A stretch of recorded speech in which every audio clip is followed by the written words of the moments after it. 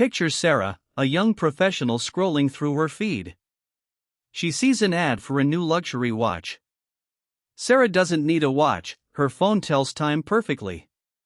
But the ad isn't selling time. It's selling success, aspiration, a certain lifestyle. Sarah feels a subtle pang, a whisper that perhaps if she owned that watch, she too could embody that effortless confidence. This isn't just about a product, it's about an emotion, a longing. And Sarah, like many of us, is barely aware of the strings being pulled. Welcome. We live in a world saturated with advertisements. From billboards to podcasts, our senses are constantly bombarded. But what if I told you that most ads aren't primarily interested in selling you a product's features? Their true target is far more intimate, your emotions. They're designed not just to inform, but to make you feel, to stir desires, fears, and hopes that you might not even consciously acknowledge. This isn't a conspiracy, it's a sophisticated science, finely tuned to the human heart. This isn't about blaming consumers or demonizing advertisers. It's about understanding a fundamental aspect of modern life. It's a human story, who is affected, what's really at stake, and how these subtle influences play out in our ordinary lives. We'll explore the deep emotional currents that ads tap into, showing how they shape our perceptions of ourselves and the world around us. By the end, you'll see advertising not just as a sales pitch, but as a powerful, often invisible, force in your daily existence. One of the biggest myths we tell ourselves is, I'm too smart for ads. We believe we're logical, rational consumers, immune to persuasion. We think we see through the glossy images and catchy jingles. But this belief is precisely what makes us vulnerable. Advertising's true power lies not in overt manipulation, but in its ability to bypass our conscious filters and speak directly to our subconscious, our gut feelings, our deepest emotional needs. It's a whisper, not a shout, and it's incredibly effective. Let's start with a primal human need, belonging. We all want to feel connected, accepted, part of a tribe. Advertisers expertly leverage this. Think of ads showing groups of friends laughing over a specific brand of soda, or families enjoying a shared meal. These aren't just selling a product, they're selling an experience of community, of acceptance. The message is subtle, buy this, and you'll be one of us. You'll belong. It's a powerful emotional promise, often more persuasive than any discount. Then there's status and aspiration. Who doesn't want to feel successful, respected, a cut above? Luxury car ads never just show engine specs, they show winding mountain roads, confident drivers, admiring glances. Fashion brands don't just sell clothes, they sell an identity, an elite club you can join by wearing their label. This taps into our desire for recognition and achievement. It promises that with their product, you can not only achieve success but embody its very essence. On the opposite end of the spectrum lies fear and the desire for security. Insurance companies, home security systems, even certain health products, often don't highlight peace of mind directly. Instead, they subtly, or sometimes not so subtly, present worst-case scenarios, house fires, accidents, illness. They paint a picture of vulnerability, then offer their product as the ultimate shield. It's a potent formula: create anxiety, then immediately offer the solution. This emotional manipulation is effective because it targets our deepest anxieties. Nostalgia is another potent emotional lever. Think of holiday commercials that evoke warm memories of childhood, or food ads that remind you of home-cooked meals. These advertisements don't just sell products, they sell comfort, tradition, and a longing for simpler times. By associating their brand with cherished memories, they bypass rational thought and tap directly into our emotional reservoir. It's a gentle pull, making us feel good about the past, and consequently, good about the product.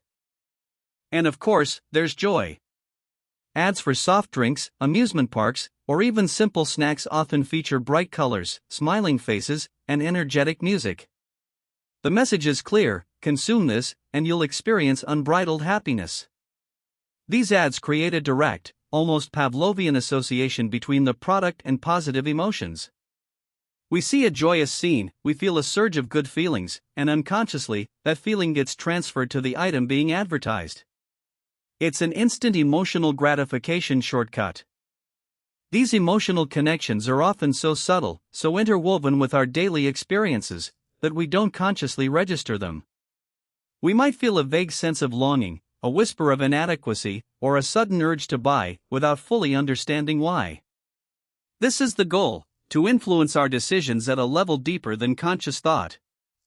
Advertisers aren't just trying to convince your mind, they're trying to captivate your heart, making you believe that their product holds the key to a better emotional state.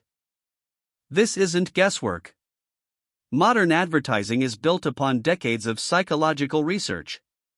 Marketers employ neuroscientists, behavioral economists, and psychologists to understand exactly how our brains react to different stimuli. They test colors, sounds, fonts, and narratives, optimizing every element to trigger specific emotional responses. This scientific precision allows them to craft messages that are incredibly effective at bypassing our defenses and embedding themselves in our subconscious. Consider Mark, a father of two, struggling with the daily grind. He sees an ad for a new SUV, rugged, spacious, perfectly capable of handling muddy trails and family road trips. The ad shows a family laughing, unburdened, exploring nature. Mark isn't just seeing a car, he's seeing freedom, adventure, a way to be the hero dad his family deserves. The ad taps into his desire to provide and his longing for escape, making the SUV feel less like a purchase and more like a gateway to a better family life. Our brains are constantly seeking shortcuts. When faced with countless choices, our emotional responses often guide our decisions much faster than rational analysis. Advertisers exploit this cognitive shortcut by creating strong emotional associations. If a product makes you feel happy, safe, or successful, your brain is more likely to choose it, even if a logical comparison might point elsewhere. It's an efficient system for the brain, but it leaves us vulnerable to emotional manipulation. In the digital age, this emotional hijacking is amplified. Algorithms learn our preferences, our clicks, our deepest anxieties, and feed us more of what triggers us. If you've clicked on a self-help ad, you'll likely see more ads playing on insecurity. If you've liked a luxury item, prepare for an onslaught of aspirational marketing. This creates an echo chamber, reinforcing emotional triggers and making it harder to break free from these programmed desires. Your digital footprint becomes a roadmap to your heart. One of the profound consequences of this emotional hijacking is the creation of unrealistic expectations. Ads often present an idealized version of reality: perfect families, flawless bodies, constant happiness. When we internalize these images and then buy the product, we're often left feeling disappointed, because the product itself can't deliver the emotional state it promised. This can lead to a cycle of dissatisfaction, always chasing the next purchase in search of that elusive perfect feeling. The constant bombardment of aspirational ads can subtly erode our sense of self-worth. If happiness and success are always just one purchase away, what does that say about who we are right now? Ads can cultivate a feeling of inadequacy, suggesting we're not good enough, thin enough, rich enough, or trendy enough without their product. This emotional strain can be exhausting, leading to anxiety, poor self-image, and a perpetual feeling of wanting more, even when our needs are already met. Beyond mental and emotional well-being, there's a very real financial toll. When emotional triggers override rational budgeting, people spend money they don't have on things they don't truly need. This can lead to debt, financial stress, and a constant struggle to keep up with perceived standards. The emotional high of a new purchase is fleeting, but the financial burden can be long-lasting, trapping individuals in a cycle of earning to spend, rather than spending to live meaningfully. We often believe we're making free, independent choices. But how free are our choices when our emotions are being carefully curated by external forces? Advertisers don't force us to buy, they nudge, they suggest, they implant desires so deeply that we perceive them as our own. This creates an illusion of choice, where the options presented to us are pre-filtered and emotionally primed, making it harder to truly differentiate between genuine need and manufactured desire. So, how do we begin to counteract this? The first step is awareness. Recognizing the emotional triggers. When you see an ad, pause. Don't just absorb the message. Ask yourself, what emotion is this ad trying to evoke in me? Is it fear, joy, longing, insecurity? Is it promising status or belonging? By consciously identifying the emotional appeal, you begin to pull back the curtain and see the mechanisms at play. This simple act of identification is incredibly empowering. Another powerful tool is the power of pause. Before making a purchase, especially one driven by a sudden urge or a strong emotional pull, take a moment. Walk away from the screen, leave the store, give yourself 24 hours. This break allows your rational brain to catch up with your emotional brain. Often, the intensity of the desire will diminish, and you can reassess whether the purchase truly aligns with your needs and values, not just an advertised emotional state. Become a media detective. Deconstruct the ad's message. What visuals are they using? What music? What kind of people are featured? Are they diverse, or do they present an exclusive ideal? What words are chosen to evoke emotion? By breaking down the components, you realize that the perfect scenario presented is a carefully constructed narrative, not a reflection of reality. This detachment helps weaken the emotional hold and allows for a more objective evaluation. Perhaps the most fundamental step is understanding your own values. What truly matters to you? Is it financial security, genuine connection, personal growth, sustainability? When you're clear on your core values, it becomes much easier to identify when an ad is attempting to hijack them. A product promising superficial status won't appeal if your value is deep connection. This self-awareness acts as a powerful shield against manipulation, guiding your choices from within. Once armed with awareness and self-knowledge, you gain the power to say no, not just no to a specific purchase, but no to the emotional hijacking itself. No, I will not let this ad make me feel inadequate. No, I will not buy into the illusion of happiness this product promises. This assertiveness reclaims your autonomy. It's a quiet rebellion, a deliberate choice to align your actions with your true self, rather than with externally imposed desires. Emotional advertising thrives on a sense of lack, on the idea that you need something more to be complete. To counteract this, cultivate contentment. Practice gratitude for what you already have. Focus on experiences and relationships rather than material possessions. This shift in mindset reduces the fertile ground upon which emotional ads typically sow their seeds. When you feel genuinely fulfilled, the promises of external gratification lose much of their allure. This isn't about avoiding all advertising, which is impossible in our modern world. It's about a new kind of freedom, freedom from unconscious manipulation. It's about being an active participant in your consumption choices, rather than a passive recipient of influence. This freedom allows you to engage with the world more authentically, to spend your resources, your money, time, and attention on things that truly resonate with your authentic self. Consider periodic digital detoxes. Step away from endless feeds and curated content. This break can reset your emotional baseline, reducing the constant input of aspirational imagery and scarcity marketing. Even a few hours or a day can make a significant difference in how you perceive ads when you return. It allows you to recalibrate your internal compass, fostering a sense of calm and clarity that's hard to achieve amidst the digital din. This awareness is particularly crucial for the next generation.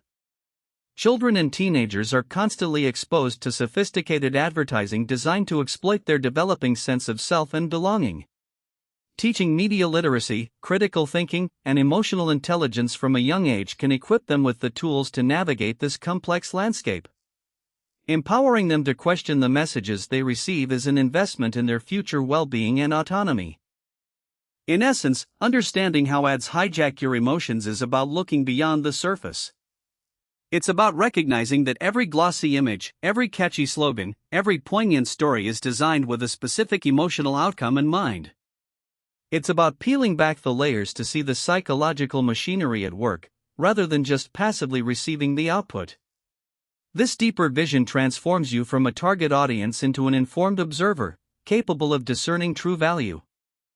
When you recognize the emotional tactics, the power dynamic shifts. You move from being a pawn in a carefully orchestrated game to becoming the player. You gain control over your own emotional responses, your desires, and ultimately, your choices. This isn't about paranoia, but about empowerment. It's about making conscious, deliberate decisions that align with your genuine needs and aspirations, rather than reacting to manufactured emotional cues. A significant part of countering emotional hijacking is embracing imperfection. Ads often thrive on the idea that there's something wrong with you, something missing that only their product can fix. Recognize that true happiness isn't found in perpetual perfection, but in accepting life's flaws, including your own. This self-acceptance builds an inner resilience that makes the promises of external solutions far less compelling, fostering true peace and contentment. You are not alone in this journey. Sharing your insights with friends and family can create a community of awareness.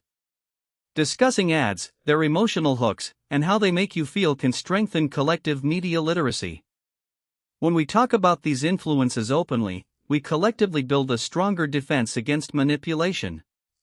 This shared understanding fosters a more critical and resilient society, where choices are made with greater intention and less emotional sway. This discussion also raises an ethical question for advertisers. While persuasion is part of commerce, where do we draw the line between informing and exploiting? As consumers become more aware, the pressure for transparency and ethical advertising practices will grow. This collective push for integrity benefits everyone, fostering an environment where products are valued for their true utility and quality, rather than their ability to manipulate our deepest feelings. Ultimately, this guide aims to shift you from a state of emotional reaction to one of conscious action. No longer will you passively absorb every message. Instead, you'll engage with media critically, equipped with the knowledge to discern true value from manufactured desire. This transformation is not just about saving money, it's about reclaiming your mental space, nurturing your self-worth, and making choices that genuinely serve your well-being. This journey of understanding how ads hijack your emotions is a path towards greater authenticity. It's about stripping away the layers of external influence to uncover what you truly value, what truly makes you happy, and what genuinely serves your life. It's a continuous process, demanding vigilance and self-reflection, but the reward is immense, a life lived more intentionally, driven by your inner compass, rather than the relentless pull of external persuasion. So, the next time you encounter an advertisement, remember Sarah, Mark, and the silent whispers designed to sway your heart. But now, you're equipped. You know how to pause, question, and ultimately, choose. This isn't about rejecting everything, but embracing conscious choice. Your emotions are powerful. Learn to recognize when they're being targeted, and you unlock a new level of personal freedom. This is your empowered future, where you control your narrative, not the ads.